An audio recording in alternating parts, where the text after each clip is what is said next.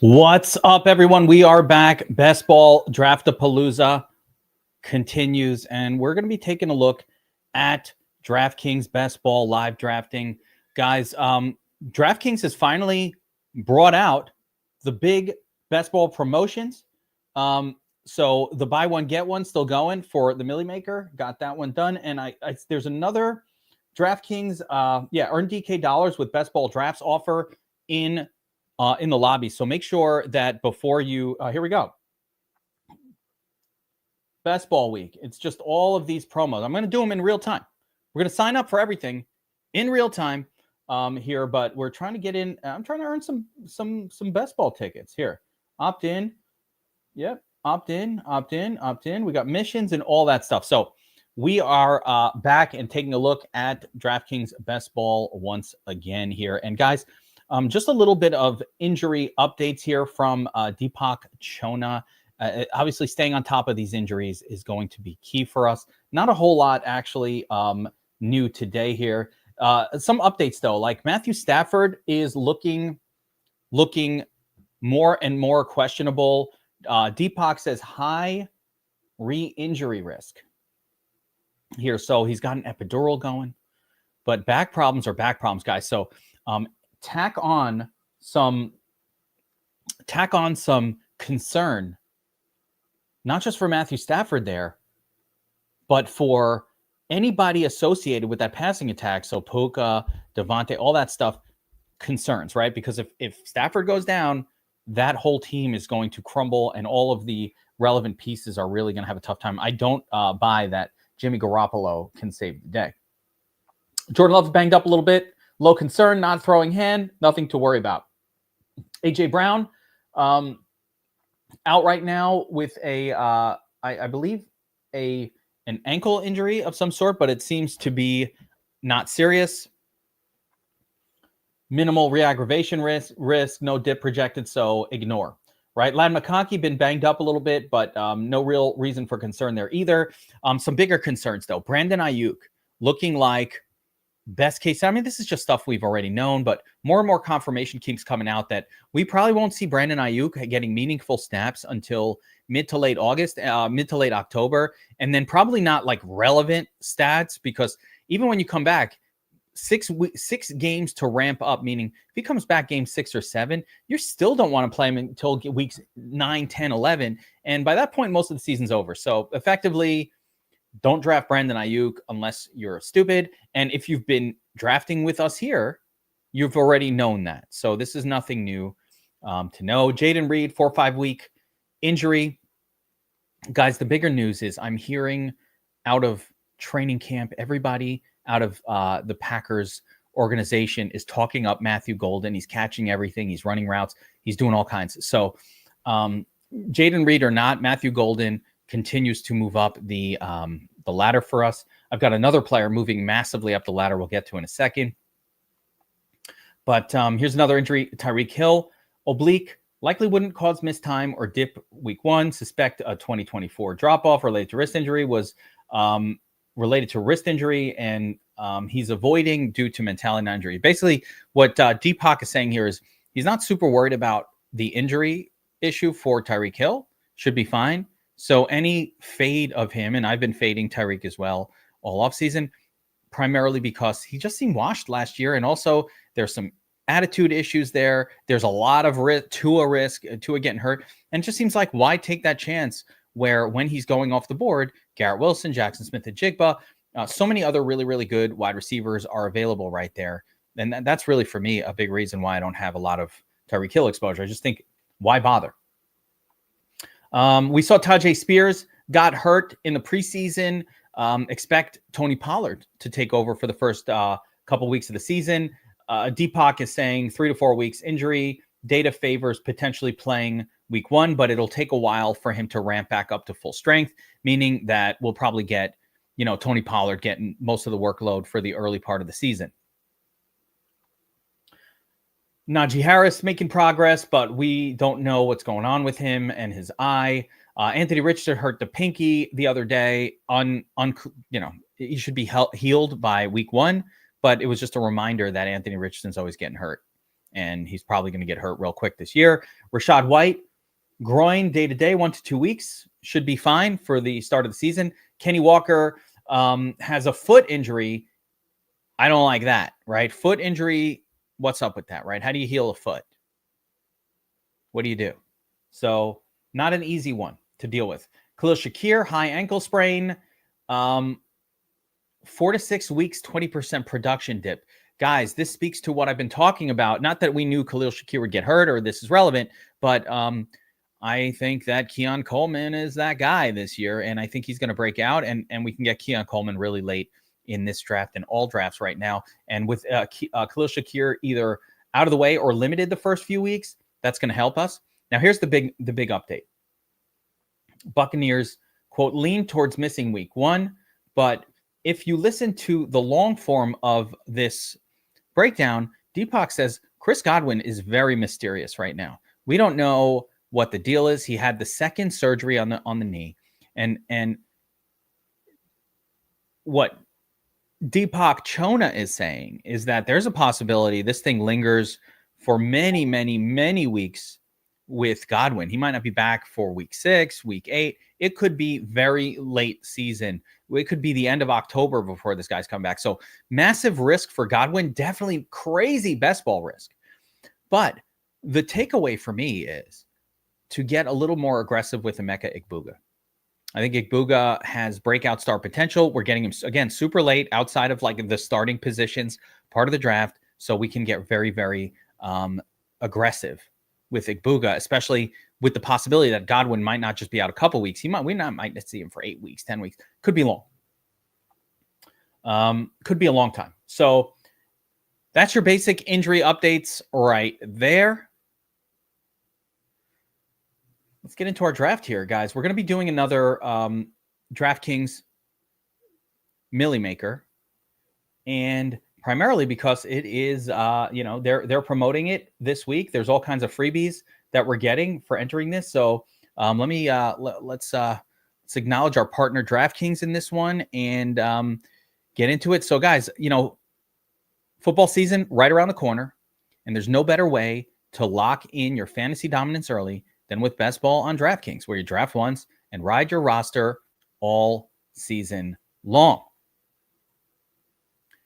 Right now, DraftKings is giving all customers a can't-miss offer. Draft one, get one. Enter a lineup in the $15 million Best Ball contest for just $20, and you'll score another Best Ball ticket to play for free for a share of $15 million, giving you a second shot to win big. It's easy. Just draft your team once. No management required. Let your top scorers automatically start every week across the whole season. Every breakout star, every clutch play, every touchdown will count towards your quest for a share of $15 million.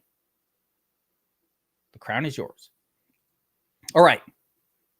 There we have it, guys. And Best Ball season actually did start. It's time. It's time. They're doing the buy one, get one. I just got a free entry. I got a free, see this ticket right here in the lobby?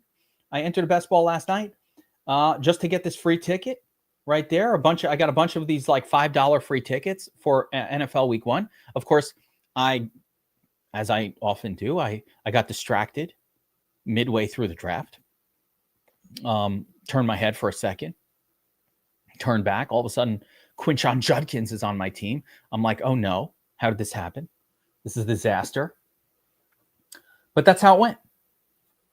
And then I have Quinshon Judkins on that team. But the rest of the team was really good. I might have taken Godwin in that one too, which I'm not happy about. Auto drafted a couple of that one auto draft probably cost me that one. But I got the free tickets, so it's all good. And it was a reminder that I need to be doing these drafts in stream where I can focus in, or on the toilet, somewhere where your concentration is focused. All right, let's get into it, guys. DraftKings, Best Ball, $15 million Millie Maker entry, $2 million to first.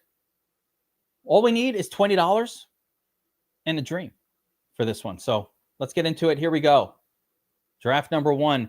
Some updates as well. Fact, you were there, but 2 nights of Best Ball, of back test season are officially in the books.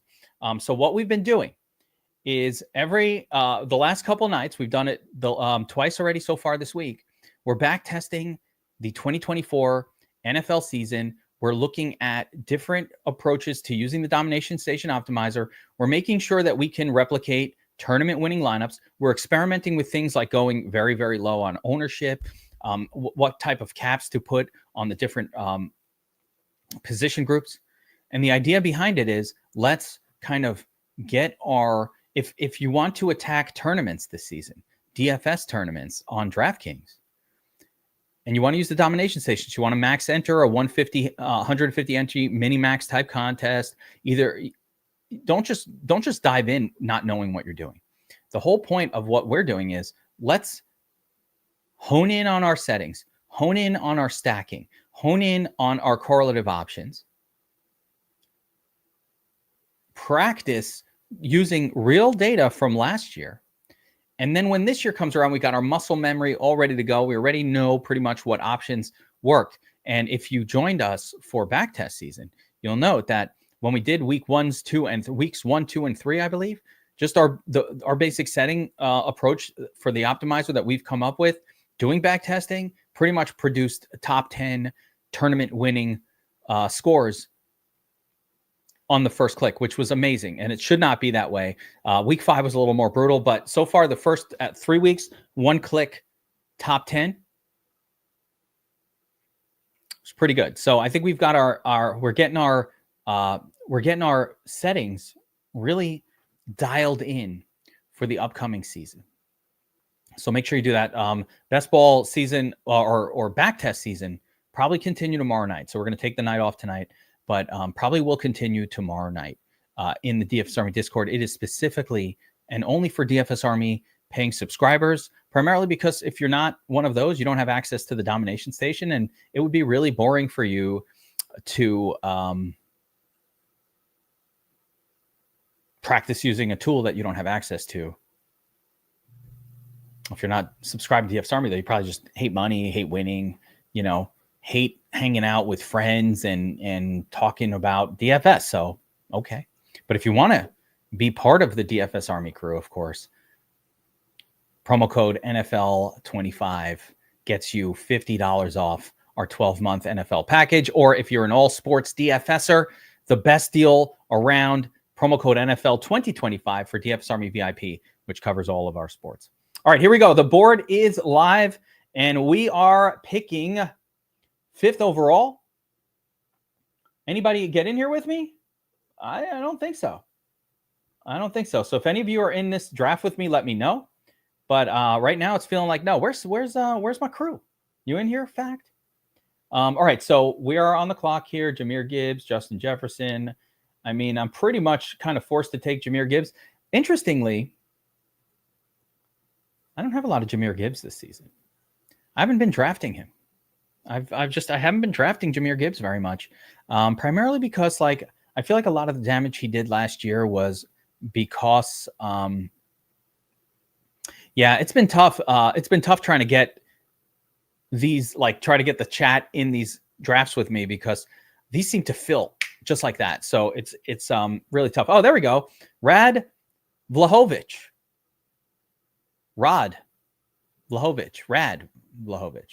Spot 6. Let's go. Oh, you're drafting right next to me. RD4OU took Puka. So again, Rad, right off the bat with that pick, I was saying this at the onset. I love Puka. Well, I got Gibbs here.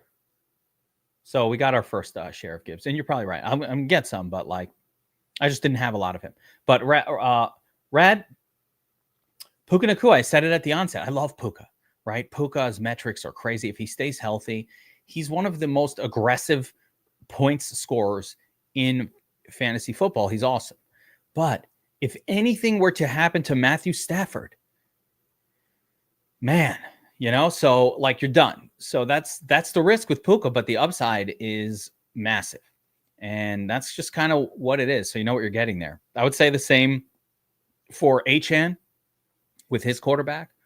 I would say the same for Christian McCaffrey, just with his injury history as well. So a couple of possible sketchy spots in the first couple rounds, but with massive upside, but higher more elevated than usual risk. What is this banner floating by? I need to get rid of that. Yeah, here we go. There we go. $50 off DFS Army NFL 12-month with code NFL25. And again, for if you're signing up for DFS Army full VIP, which is everything we do, the optimizer for all sports, NASCAR, MMA, we got it all covered. College football, one of the only sites that does. We don't just do college football. We're checking injury reports, updating stuff that you can't get anywhere else. All of that's included in the NFL or the all football package. And then it's all included in VIP. VIP is 50% off your first month with code 2025. That's what you want to do.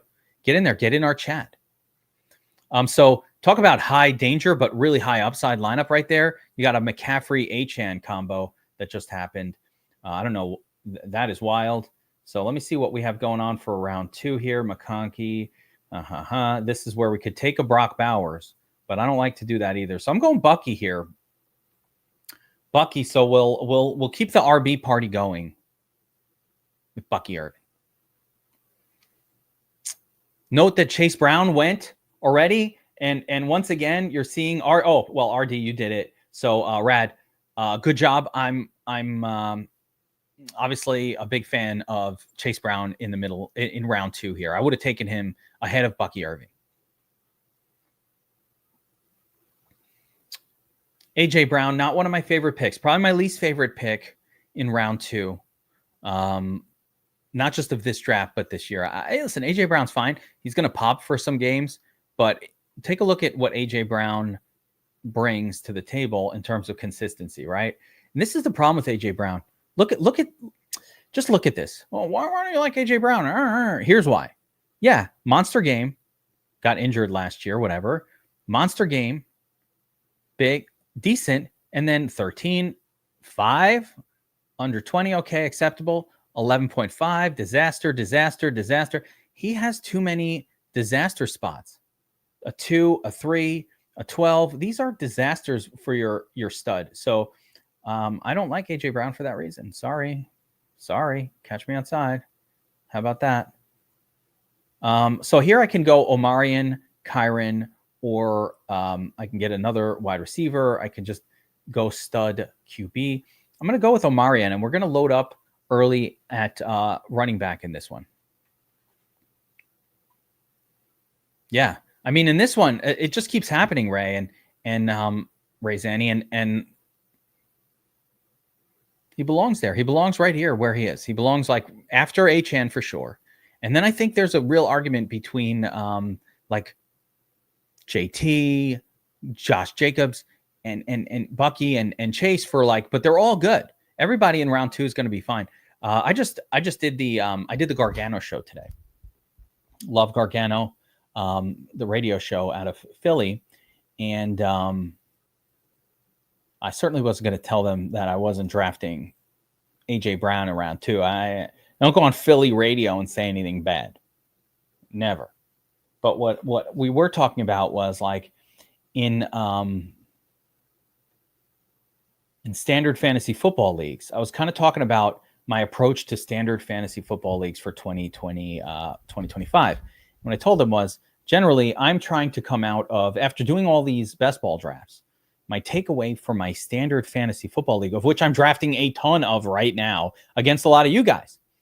But my approach is, I want, when I get out of the first 3 rounds, I want 2 running backs already. So I want to have 2 running backs by the time 3 rounds are done. After that, we can go a lot of different ways, but that's been my approach. That's my takeaway. I don't even mind 3, which is what we have here. Fine by me. And the reasoning was, I think there are really, really good wide receivers in rounds kind of 4, 5, 6, and 7. A lot of good wide receivers, even later than that, rounds 9, 10, where I think the running back group is a lot more sketchy. Now, in best ball, we can kind of like navigate it by taking a bunch of random running backs. You hope a couple of them pop, and you get the more studly wide receivers. Fine. But my approach has been that I would rather go a little bit heavier. I would rather go a little bit heavier at running back early this year and then wait on wide receiver. Wait on wide receiver, but kind of load up on wide receivers when I get to them.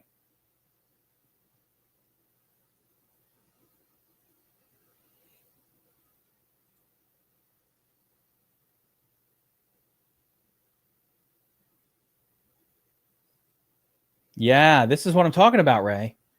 Look at, let's say this was your home league. Look at my draft and now apply it to like a home league. You'd be pretty freaking happy. Like, oh, okay.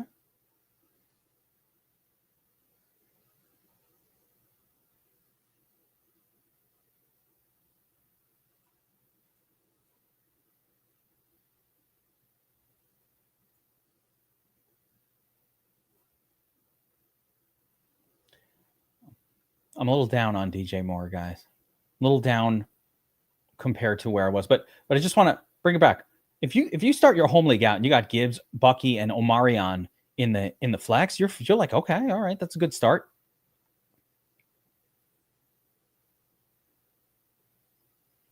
I don't even know what to take of this other than hopefully you're taking their money, Ivan. Hopefully you're like taking their money and crushing them. In a donkey league. Like, all right, let's just look at the difference between the running backs I have and who's being taken now, right? So look at the fourth round and what you get. Like, by the way, Jonathan Taylor in round 3 is crazy too.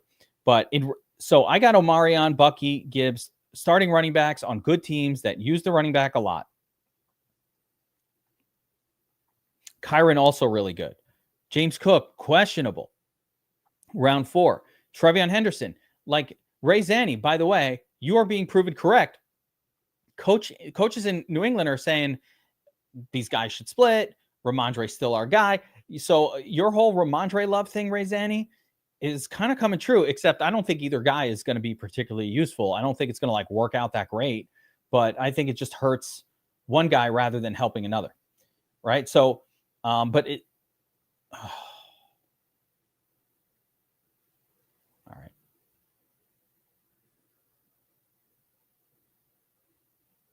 All right. We got to start grabbing our wide receivers here.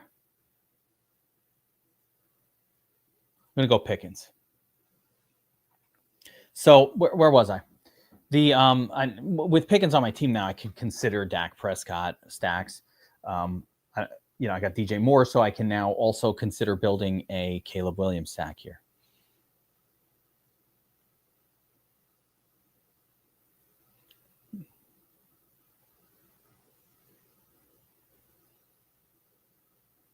Yeah, Henderson could be that guy, but I think it might take an injury.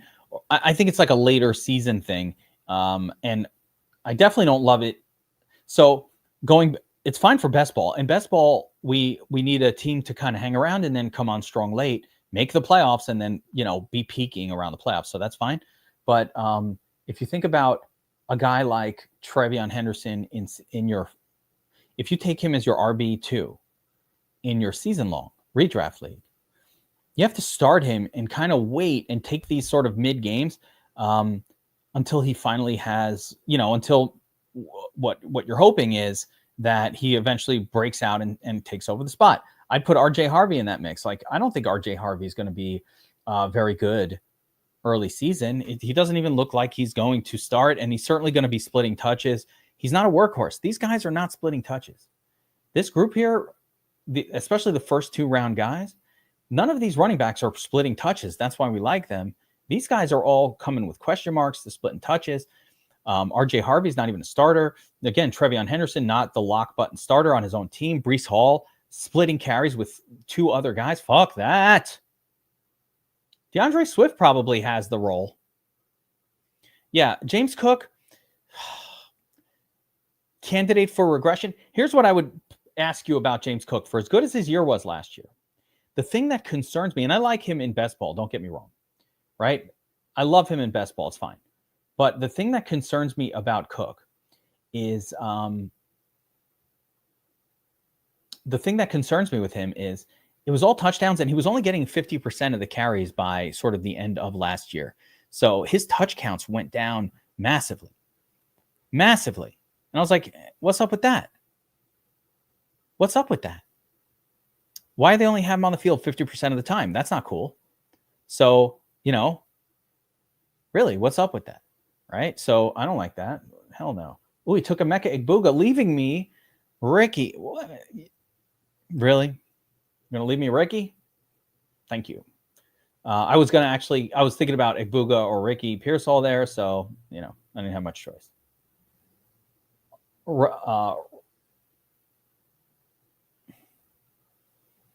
RJ got the starting drive with the first team. Okay. Does that mean he's the starter, or does that mean they have a veteran guy there and they want to see what RJ can do? Like when it's young versus old, I don't know. It's young versus old. I don't know. I don't think RJ is the lockdown starter at all. I think he's more talented and more explosive, much more explosive. If you watch Hampton, he's an explosive guy. So there's that.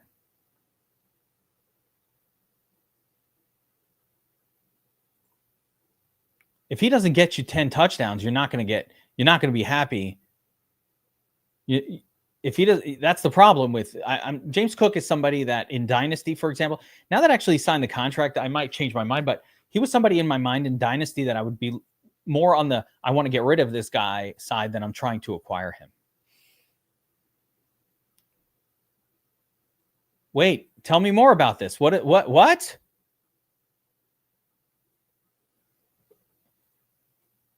All right. Where's my Denver people? What? Tell me about this. This could be big. Like, is that like leaving your gloves in the ring as a boxer? Like, I'm gone and I'm not coming back? I haven't heard anything about that.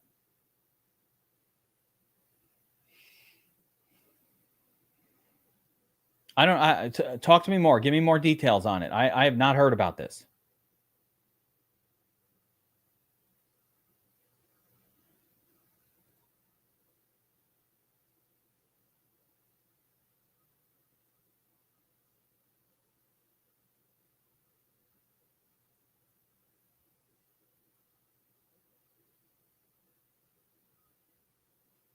Wow. Took Jawan Jennings, just took away my stack for no reason.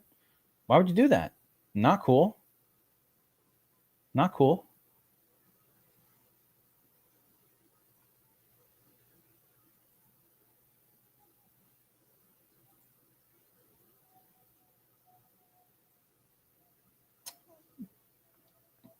All right.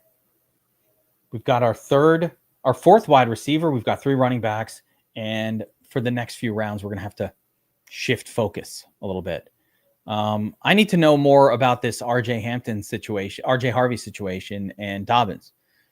Where would I look it up? All right. You know what? Let's go to the old Twitter machine.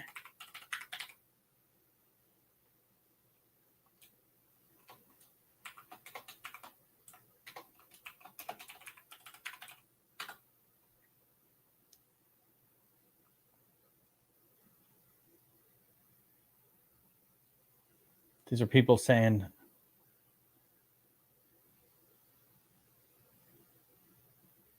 he couldn't find his helmet. Okay, so this wasn't all right. That threw me off completely. So the RJ Harvey thing, the J.K. Dobbins thing wasn't he put his helmet down like I'm done, I quit football, like a fighter leaving their gloves. He just couldn't find his helmet. He's like, I lost it.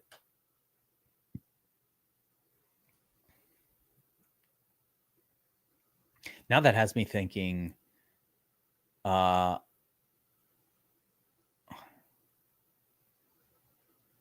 that has me thinking, I'm surprised more people don't lose their helmet. Like, if you're in the locker room, I never played football on a team. I know, it's shocking. But I never played football on a team, even in high school. So I'm going to pose this question for people who have. How do you know which helmet's yours? I say the name right here. It says like your name. They all look the same. You could lose your helmet. Which one's mine? I don't know. I would imagine it's really easy to take somebody else's helmet by mistake. They all look the same. It says your name on there, a little thingy in the back. I mean, in high school, do they put your name on it? How do you know which helmet's yours?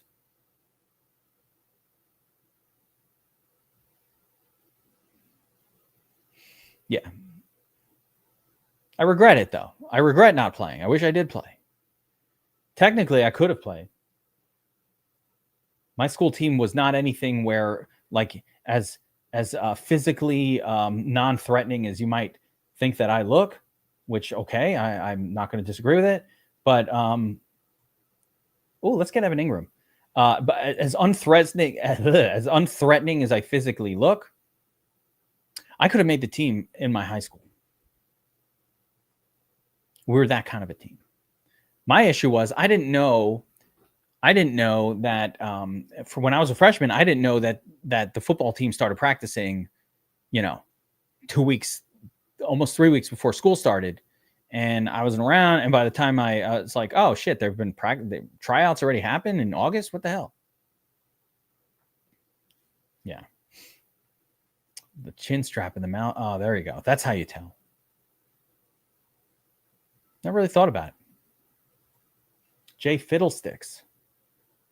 Fields goes. So we're starting to see, look at how the quarterbacks are starting to get taken now. And so now is the point where we want to all right, let's look at who we're going to be stacking here. Let's take a look at this group. We got Caleb. Obviously, we have DJ Moore. So building a Caleb stack can work. I've got Pearsall. So, Brock Purdy can work.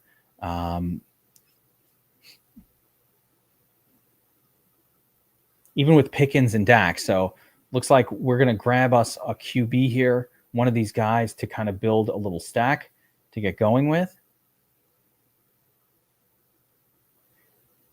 And then go from there.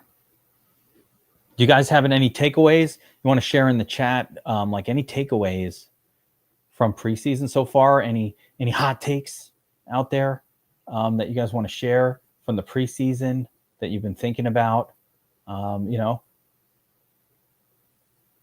Let's see what we got. Trey Harris, Zach Sharps. I like that. But, and J.K. Dobbins, the aforementioned guy, is right there. I'm kind of tempted. He's kind of a starter.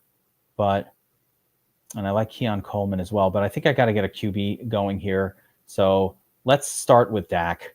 We'll pair up Dak with George Pickens here.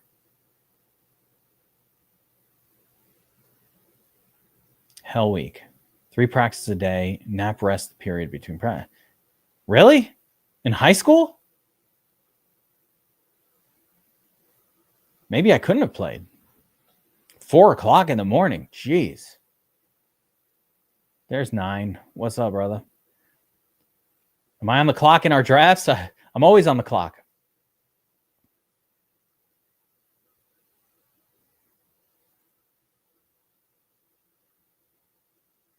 K through 12, 380 kids?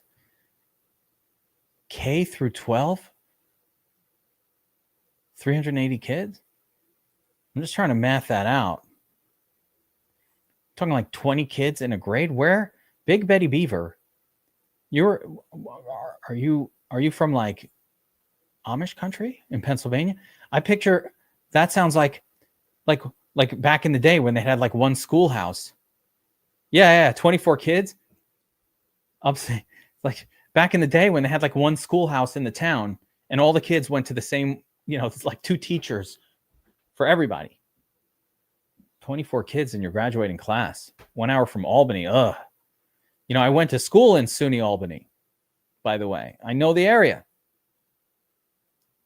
And yes, a lot of people don't know this, Big Betty Beaver, but like when you travel north in New York City or northwest in New York City, from New York City, the further you go, the more just vast open space it is. There's nothing going on. Albany was I'll tell you, how would I put it? Because I went to University at Albany back before it, it was better than it's gone downhill since then. But the area was not that great. Not a big fan of the city of Albany. Kind of gross. So we have DJ Moore. I could potentially get another.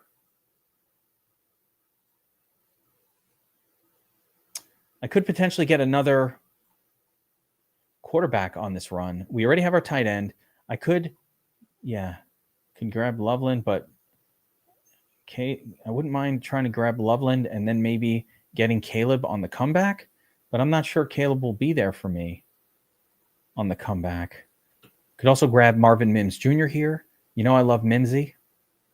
So nothing wrong with that. There's still some really decent running backs. We've got 3 running backs, 4 wide receiver, 1 tight end, 1 QB. So we're really well-rounded, but we haven't built a lot of stacks or anything like that. So maybe we'll grab Caleb here if he's still there. Yeah, I think I'm going to, because, you know, this QB position is going to drop off pretty quick. So yeah, let's do Caleb Williams here. A little Bobby Wow. 1 for Bobby Wow. How to work in the air. Yeah.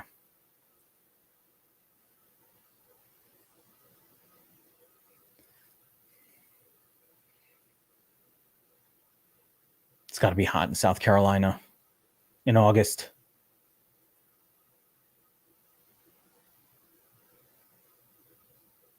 Don't be a fan. There's nothing nice here.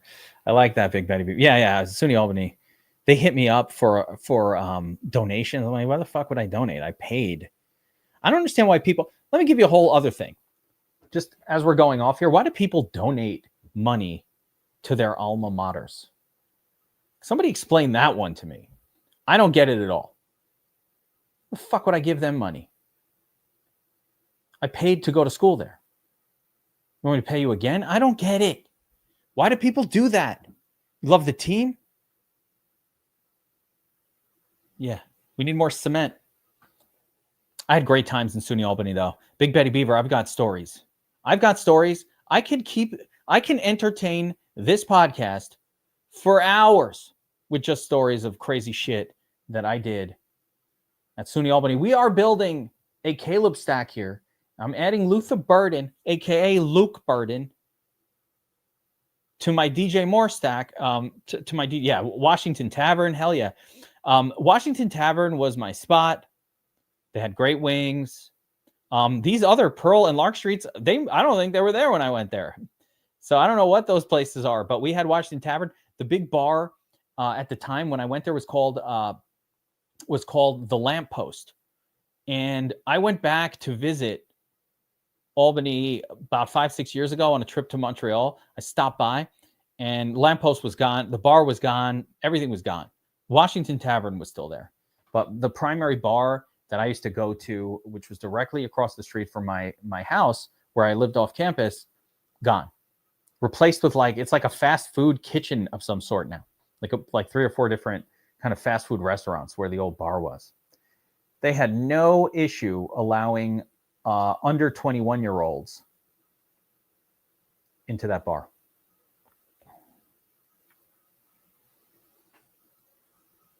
Yeah, Albany was crazy. Our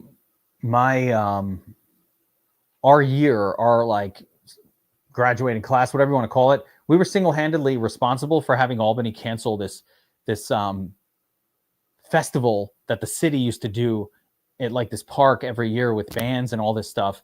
They had this great festival, and one year all the students came. This was the 90s, guys. Kids were different. We were different. We were built different in the 90s. We just rioted for no reason. I didn't do it, not me, but I was there and they were just rioting. Dudes were just climbing fucking scaffolding.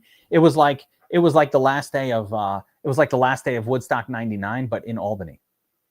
Yeah. Oh, kegs and eggs. Fuck yeah, I was responsible for that. That's right. We did bring that. Kegs and eggs. Wake up, drink it. There was a place. Yeah, kegs. I can't believe you even just said it. The word kegs and eggs, I probably haven't heard that expression in 25 years. That just brought back so much. Yeah, we were big on, for some reason, we were really big on waking up, starting to drinking right away. First thing in the morning, no problem. Let's drink. Why would we doing that? There was a place in Albany where it was like a grease. I don't remember the name of it, but they made this. It's like a greasy spoon, I think you call this kind of place, where they just made burgers, and these burgers were nuts. Back in those days, the kind of burger that had an egg on it. You know what I mean? Oh yeah, they left me Fergie. Built in double stack. All right, look at this stack we've built. So Dak Pickens, Fergie. So we got a 3-man for Dak. We've also got Caleb Williams here with Burden and DJ Moore as a secondary stack. Dude, that's how I want to build my DraftKings Millie Maker lineup. We're going for a $2 million top prize here, guys. All you need is a dream. $20 and a dream.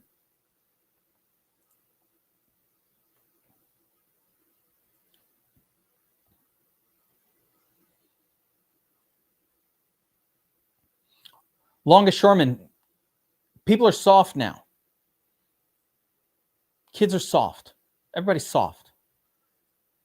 Back in our day, we'd practice in the 100-degree heat. If somebody dropped dead, pussy, kept going.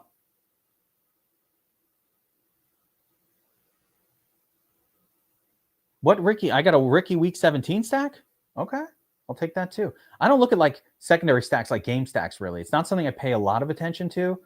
I've got another player coming up here, a wide receiver that I really like, but I want to look at these running backs and see if there's anybody here that I like more. And I do. I think I'm better off taking a Trey Benson here, although I still have some sketchy wide receivers that I like that are on the board.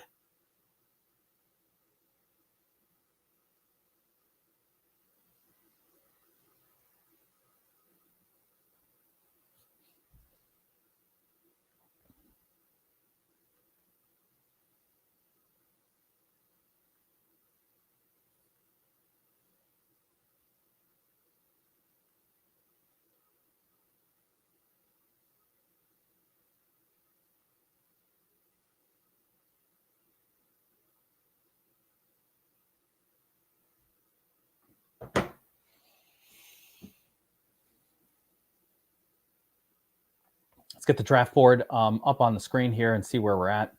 So I took Trey Benson. Demario Douglas is an interesting pick for FL Daddy. Our friend here in the chat,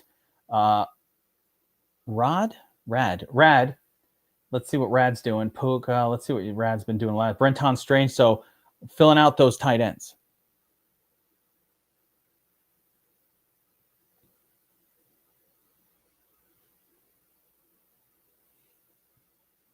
I feel like Betty Beavers, which is an awesome name for a gas station and clearly where you got it.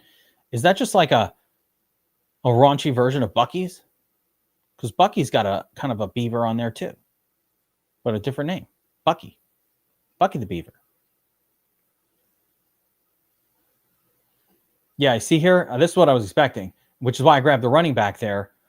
We got a little run on running backs here with all kind of some of the secondary ones, but I think Tank Bigsby is probably starting over Trevor Etienne. So it's definitely funny to see Etienne having gone in round 9 and Bigsby this far later in round 13.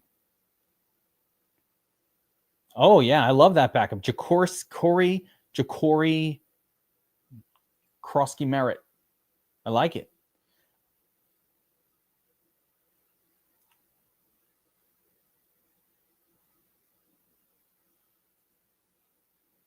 That's a better way to say it. I can't say the name. I think, Jaworski Merritt is bound to have a big year. Like what I'm looking for with these backup running backs is there he is. I'm looking for opportunity above all else. Like, is he going to have opportunity? Is he going to be on the field? Are the players ahead of him bad? That's what you have going on in Washington, where for Krosky Merritt, the players ahead of him, Eckler and Brian Robinson, just not that good. They're not bad. They're less bad, for example, than what Jaden Blue has going on in Dallas ahead of him. That's worse. But I'm not impressed by the Washington running back. So it provides an opening for somebody to squeeze in there, get in there. All right. This gives me an opportunity to mention a name that I haven't talked that much about, but Cedric Peanut Tillman looks like the WR2 for a Browns team that might be helmed by Joe Flacco. I'll take that. I'll take Joe Flacco's wide receiver in round 14. I think that guy's going to actually be a useful piece. So we now have 6 wide receivers, four running backs, 2 tight ends, 2 quarterbacks. We'll do a brief scan of the remaining quarterbacks. So if I want a third QB, I will have to take him with this next pick. The options are Geno, Sam Darnold, or those are really the only actual starters.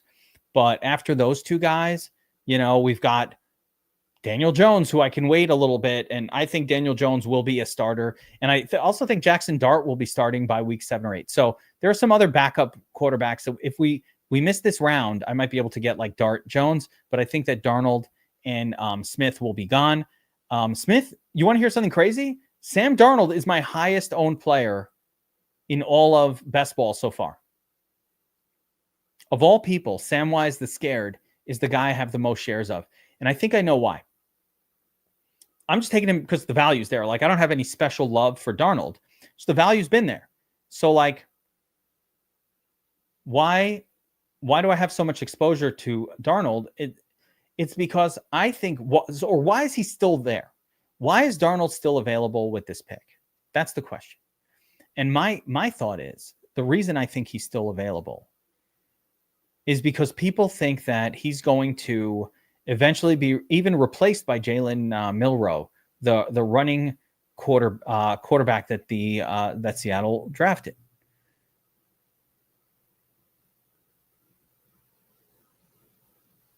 They just paid Sam Darnold $100 million. $100 million. You know what $100 million is? It's a lot of fucking money. That's like $100 million bill means you, your family, your 10 generations after you will all be wealthy. That's what $100 million is. Generations and generations and generations will have wealth if you had $100 million. That's how much money that is. It puts you in a category where you might own a massive yacht. You might choose to buy a private jet. You're never flying commercial. Even if you didn't have your own private jet, when you fly, you're using like a shared private jet of some sort. You're not waiting on the TSA line. You got $100 million. And that's Sam fucking Darnold. Something's wrong in the world. Something's wrong in this world. Sam Darnold has a private jet.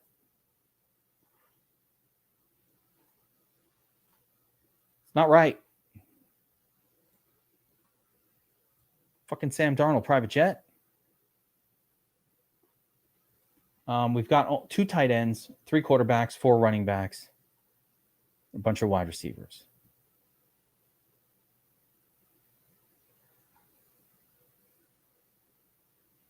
Yeah. Why would you invest half? You invest all of it. If you just took $100 million and you said, I don't want to, you wouldn't do this with $100 million. And you said, I don't want to lose. I don't want to take a chance of losing anything.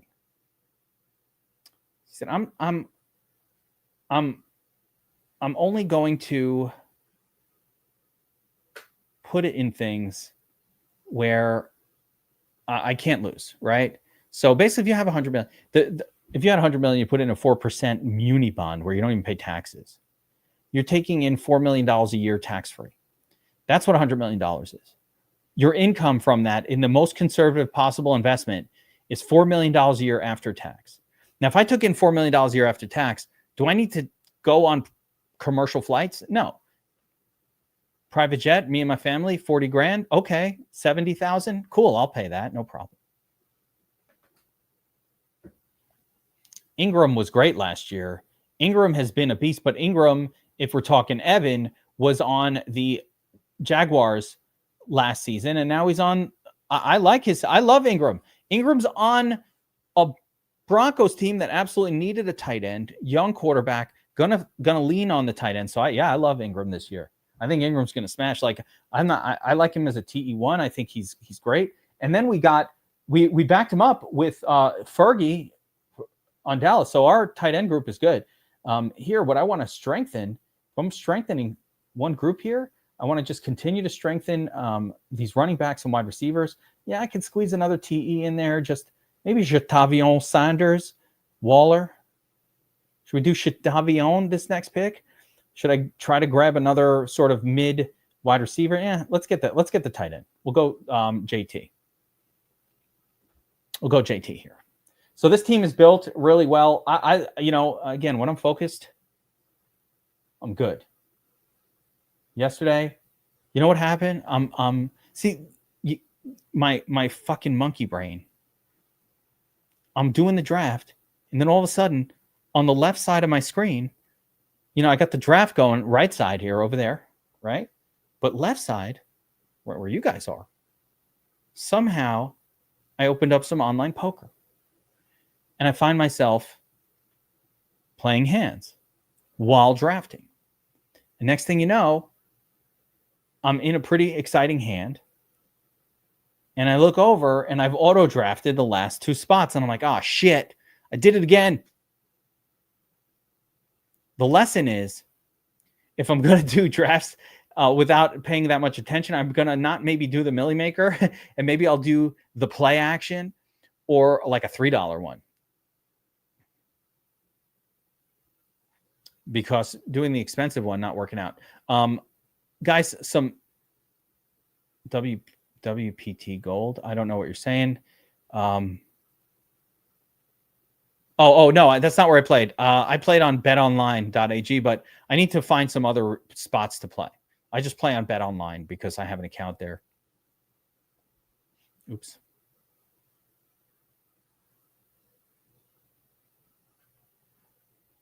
But I was playing that and I got distracted.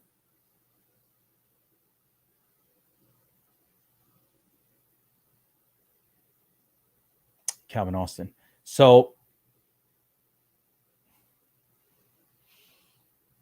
5 running backs, 6 wide receivers, 3 tight ends. So I need to strengthen my wide receiver group here a little bit. I like Slayton. I like Diami. I like Tolbert. There's a lot of names here that I still kind of like. Yoshivas I don't love as much. So I'm going to go Diami Brown on the new team with Jacksonville. I have high hopes for the Jaguars this year. If I could, in this point in the draft, in my perfect world, I'm looking for pieces that might connect up in stacks. So actually, I probably should have taken Tolbert, but I think Tolbert will be there multiple picks from now. Yeah. So I can wait. Slayton I like. I did just get some interesting, I did get an interesting news nugget here on the DFS Army website. Wait, let's go back to home. I'm going to pull up the news nuggets here. Guys, we have news. Amazing news. Close this, but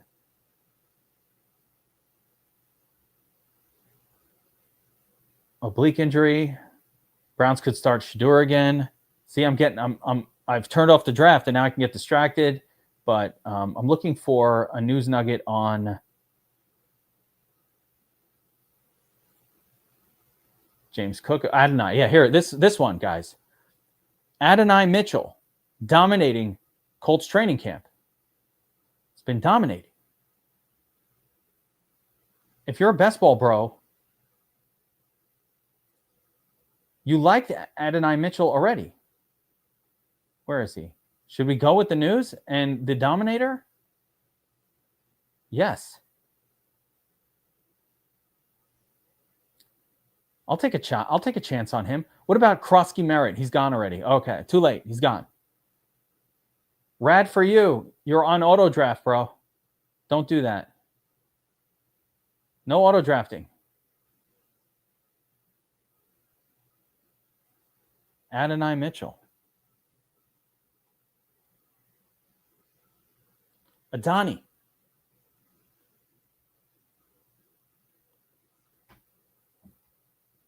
If I have to rely on DeMarcus Robinson, might not be the worst. I didn't get Purdy, so.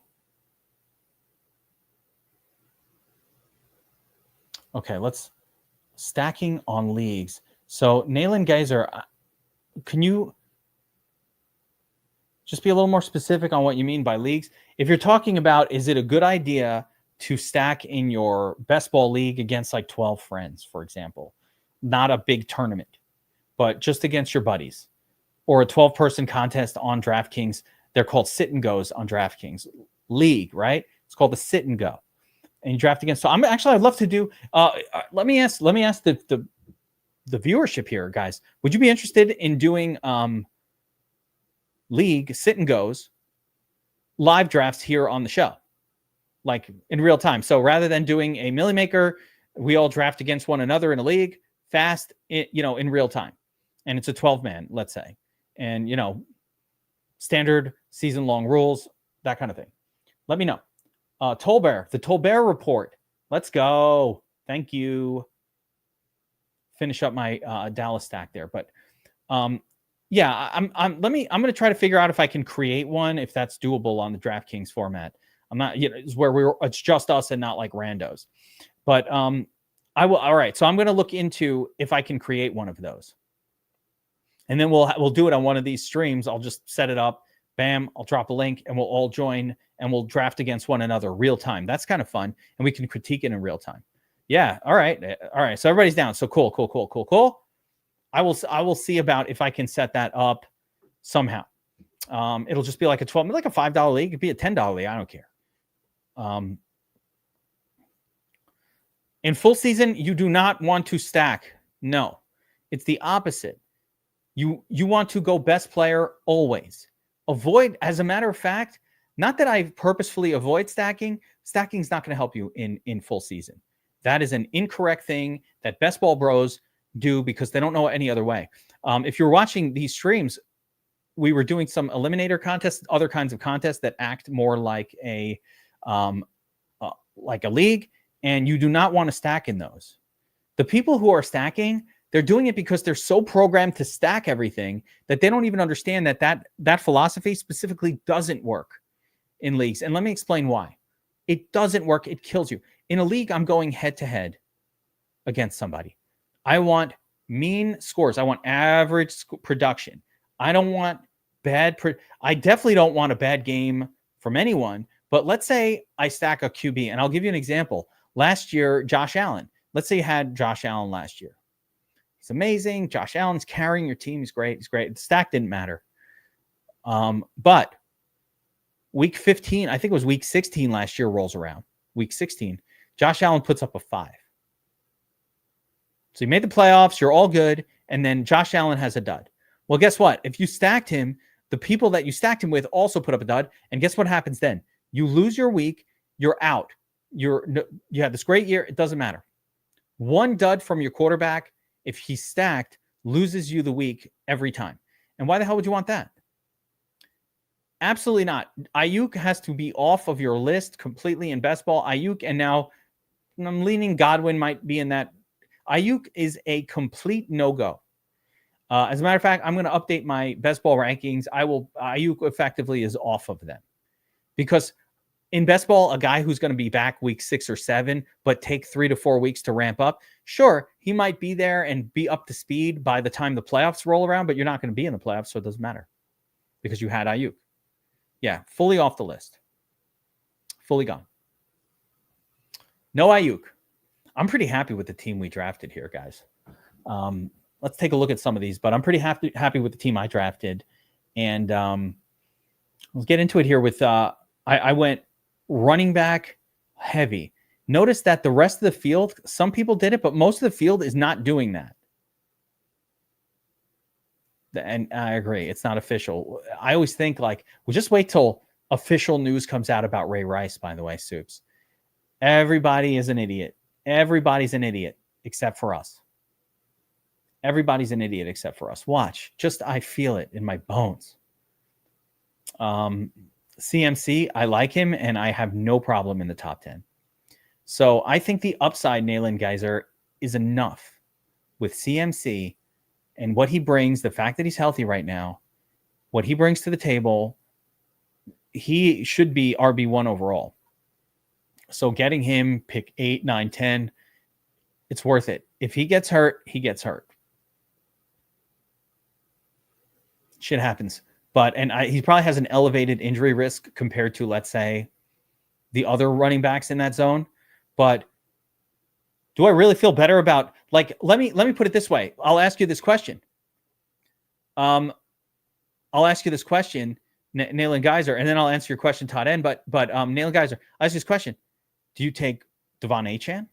Because Achane, while he might not carry individual player injury risk as high as McCaffrey, if you combine the Achane injury risk with the Tua injury risk, it's much higher and much scarier than taking McCaffrey.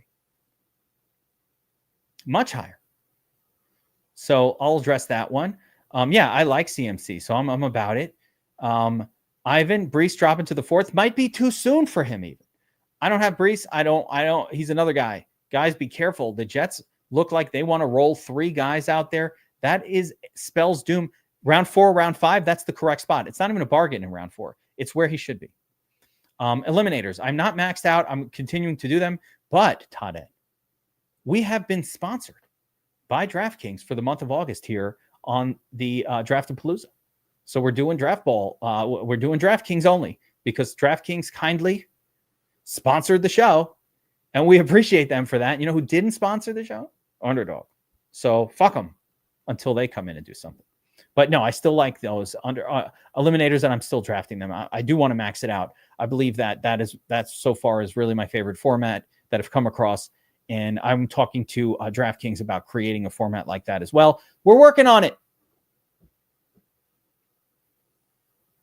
Yeah. By the way, early season, and this is why I didn't mind drafting as early as we were getting McCaffrey in mid-round 2.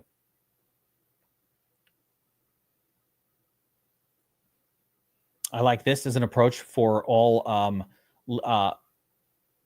Yeah. So, Nayland, I'm just going to say this. I think Achane is a greater, higher risk player, more risky than McCaffrey. That's all I'm saying. I think he's actually more risky because 1-2 a head bump, just touch the head a little bit, just like that, and you're talking a 6-week,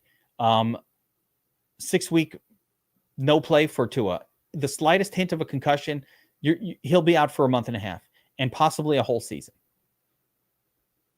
Yeah. And Wright is now becoming one of my favorite, just because with Madison out of the way, Wright is going to see 10 to 15 when Achane's healthy.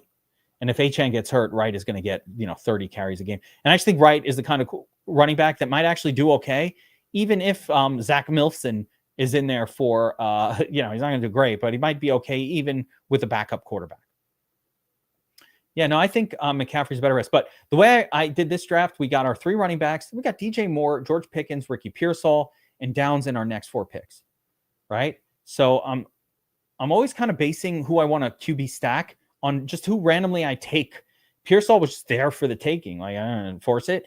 Pickens was there for the taking. DJ Moore, I'm a little sketchy on now with so many weapons in Chicago, but we were able to also get Luther Burden, and then we comboed that with Caleb Williams. We got Dak Prescott here. We got him comboed with George Pickens, double tap Pickens, and a Fergie. And, oh, by the way, Jalen Tolbert. So I have a big Dallas stack here built. Big Dallas stack built.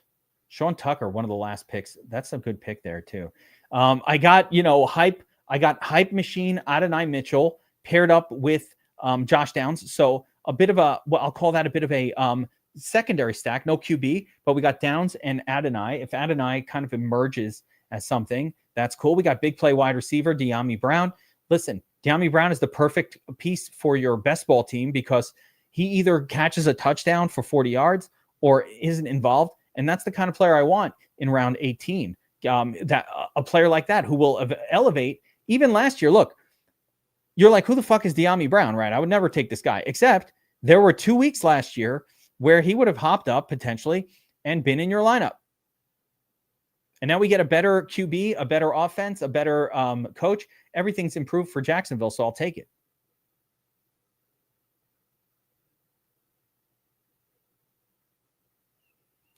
Delber Alsco. So, Dauber. I'm going to warn you about Rashee Rice. Rashee Rice, I don't know why the word isn't out on this. And maybe I'm wrong. I could be completely wrong. Not financial advice. Okay? I said it. Don't sue me. But Rashee Rice is looking at a 6 to 8 game suspension this year. I don't know why they haven't doled out the suspension yet. And again, it's starting to make me think maybe I'm wrong. But based on what Addison got, Addison did way less than him. Way less. He got 3 games.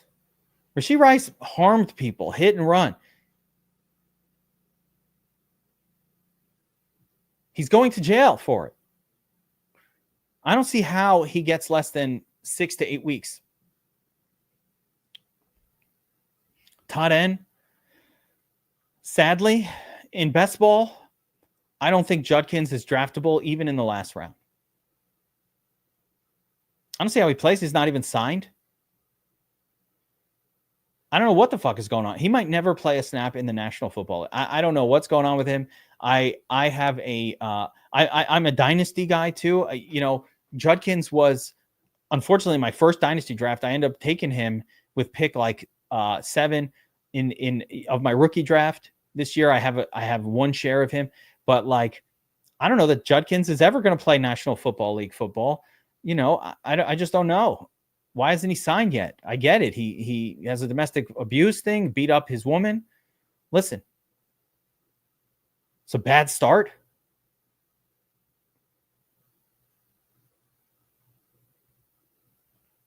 Yeah, I think Samson is very draftable, and I think he's a bargain.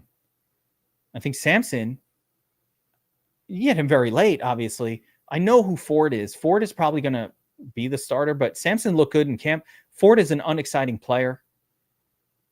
I'd rather have Samson than Ford. But again, with all that being said, I'm not like super high on running backs on shitty teams. So none of these guys are floating my boat all that much. Yeah. Rice, Red, my take on Rice, to be clear, I don't know if that's consensus. That's what I might be spitting advice here. Listen, if you come to the Geek, if you're coming to the stream, one thing I'm giving you my takes. I'm not heavily into other people's takes. Sometimes I am, like Deepak Chona. I'm going to read I'll let you know, like I'm reading the doctor's notes. Okay, Deepak Chona, he's the man, right? Doctor giving injury updates. I love that. But as far as like, I still see Rashee Rice going really high. So either I'm wrong on my take that he's going to be suspended for 8 weeks, or everybody's a moron. I usually think that everybody's a moron. But I could be wrong.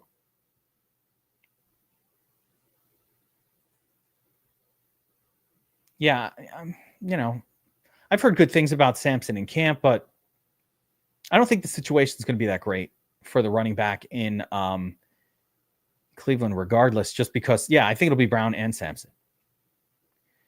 All right, so there you go. Duber, fine, right? Let's say he's suspended 6 to 8 weeks. Let's go with that. First of all, we're playing best ball here. So if we're talking best ball right now. If you're talking about your season-long team, that's another story. We can survive putting Rashee Rice on the bench for 6 to 8 weeks as long as we get him for the right price. Ideally, for a guy who's not going to start for me week 1, I want to kind of be grabbing him after I filled out most of my starters or all of my starters. So if I'm getting Rashee Rice in my season-long redraft league with like pick 9, with like my 8th or 9th round pick, I'm okay with that. Put him on the IR while he's injured. Hopefully he doesn't take up a bench spot because I need my bench spots. In redraft, every bench spot is somewhat precious. Put him on the IR. Fine. I would do the same with Judkins. Any of these guys who are out, all right, just pick them with like one of your later picks. In redraft, throw him on the IR. He doesn't take any space up. Fine. And yeah, it's not 8 or 9 weeks, by the way. When you're out for 8 weeks, remember, the season only goes to week 14. Week 15 is ready to playoffs. So let me paint this scenario. Let's say the worst case, let's say it's 8 weeks, guys. I think it'll be 8 weeks, all right? But here's the problem. 8 weeks happens. There's a bye. We're at week 9. Then he comes back in week 10. But now he hasn't played all year. He's not up to playing shape. So now 2 or 3 games just to kind of ramp up, get your legs under you. By the time he's back and full healthy, It's week 13. You already didn't make the playoffs. Maybe he comes back and helps you during the playoffs. Maybe he comes back like during the playoffs and helps you if you make the playoffs. But if you miss the playoffs because you took him in round 4 or 5, and that's really who I'm critiquing here, because he's going in round 4 still. And I'm like, why? Like, he's in round 4. That's cool. Like, he'd be round 3 if he wasn't going to be injured. Fine. Bottom of round 3, top of round 4. Fine. If he wasn't going to be out. But now that he's going to be out, I don't think he belongs in round 4, 5, or even 6. Rashee Rice, yes, he will have a second half. He'll come back healthy and he's good. And, the Chiefs come on strong in the second half anyway. Fine. But I want to take him after I filled out all my starters. So I'm talking like round 7, 8, 9. And he's just not going there yet. He's still going in round 4, 5, 6. Guys, some notes. I recorded a really important video yesterday. So a couple of notes. Number one, back test season coming back tomorrow. Back testing takes place in the DFS Army YouTube. In the DFS Army Discord. I post the link. It's for DFS Army subscribers. We're going to back test weeks. We're up to week 5, so we're going to do week 6, 7, and 8 tomorrow. We're going to relive the 2024 season together using the optimizer and practicing. So that's going to be tomorrow, or tomorrow. I don't want to say tomorrow. I don't know when you're watching this, but that will be Thursday night. Draftapalooza comes back Friday at noon. We're 3 times a week, Monday, Wednesday, Friday. We're drafting best ball teams. I don't know if it's going to be this Friday or next week, but I will figure out how to create a league, a sit and go league that we can all enter and live draft during Draftapalooza. So we'll draft against each other. No tournament involved. Just this crew, bragging rights and money, of course. And you guys tell me like the dollar amount. I'm thinking like a $10 league is affordable for everybody. So maybe we'll do that. Of course, if you want to get signed up at DFS Army, take advantage of all the preseason action we have going on. It's going to be a spectacular NFL season this year, guys. So I respectfully want to hook you up with these codes. Get your discount. If you're an NFL only person, promo code NFL25 gets you $50 off the full year DFS Army NFL subscription. That's not the season. That's a 12-month for package. 12 months. So it doesn't matter when you sign up. It's a 12-monther and it'll renew, and you'll keep that discount in your account if you choose to renew. So you'll be with us for NFL. Let's fucking go. Hang with me during the Players Club every week. We do a ton of content. We got Domination Station and the most accurate projection model for NFL ever conceived. No one can touch us. No one tries. We've been measured, guys. Go to Daily Overlay. It compares all the sites for projections and notes and everything. DFS Army has been top 3, I think 15 years running. Like since we've been tested, we've been top 2, first, second, first, third, top 3 for years. And we're compared there on Daily Overlay against every other daily fantasy sports site in existence. We've been top 3 every single year. It's a testament to our team, our geeks in the basement who are crunching numbers, including myself. If you want to do VIP with us, and that's all sports, everything covered. We cover every DFS. Esports, we've got League of Legends, MMA, NASCAR, PGA, MMA, everything. Promo code NFL 2025, half off VIP, guys. You will never see that deal again. 50% off VIP monthly with promo code NFL 25. Go do it right now. Don't wait if you're not signed up. Do it right now. NFL 20, because it's going away. You're going to miss it. NFL 2025 for monthly VIP knocks half off the price. That's crazy. We're already at the very low end. We're by far away the lowest priced site that has tools. There are other sites that is just some dickhead in a Discord, no offense, or a bunch of bros where they're giving their course. That's not what we do. We have research stations. We have intense tools for everything: Domination Station, optimizer, projections, ownerships, everything. We do everything. We're an optimizer site We're a tout advice site. We've got a Discord. We're a community. All that stuff in one. No one can touch us at DFS Army. So NFL 2025, join the team, join the crew, join the family. Other note, I just finished recording, I think one of the more important videos I did of the offseason called How to Be a Profitable Player on DraftKings in 2025. It is with the, oh, my guy. Let's go, Rad. What's your name in the Discord? I don't recognize the name here. What's your Discord name? Love that. I appreciate you, Rad.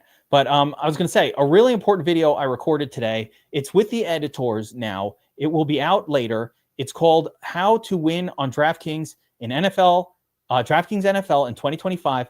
And it's my man. It's going to be the more important side. If you want to be a profitable player on DraftKings this year, which I do, not everybody does. Some of you guys just want to have fun and throw crazy ass lineups and you know, throw shit against the wall and buy lotto tickets. That's cool too. I don't have any problem with that. I'm not critiquing it. But if you want to be a profitable player, you have to watch this video. It's very much about the math of contest selection. And it's going to blow your mind when you see it. And you understand, like, the reason that a lot of people don't make money on DraftKings and on DraftKings is because they can build. It's not that they're bad at building a lineup. It's they don't know where to put the lineup to make the most money. And that's what that video talks about. So that will be out on the DFS Army YouTube channel probably within the next 24 hours. It's with the editors. So you got to clean it up. I'm like it's a raw video. I clean it up. So they're cleaning it up. It's coming out. There it is. 2 World Finals. Are you kidding me? Hell yeah. Hell yeah. I love to hear this. Have we sent you swag? Make sure you get a DFS Army avatar on your DraftKings account so that we could send you swag bags when you take down those contests. One of the cool things we do at DFS Army, if you're rocking a DFS Army avatar, take down a big tourney, we send you a swag bag. You get the shirt, get a hoodie, this hat, all kinds of other stuff come in the swag bag. So we love that as well. Yeah. Razzle, the Army kind of is your therapy. We haven't gotten you into therapy. We are your therapy, which is fine. We do that for some people. We do that for some people, but not everyone. Please don't come with your problems. No one wants to hear about them. In fairness, no one wants to hear about your problems. I only want positivity, guys. All right, that's going to do it for Draftapalooza. Back on Friday. Big thanks again to our sponsor, DraftKings, for sponsoring the show, for setting up the buy one, get ones on draft ball week on the best ball. Buy one, get 2 lineups for the price of 1. What's wrong with that? It's in the promos now, guys. So go to your promos. I think we have a link in the description as well that will take you to it. But you want to opt in so you can get those double tickets, get all these entries going.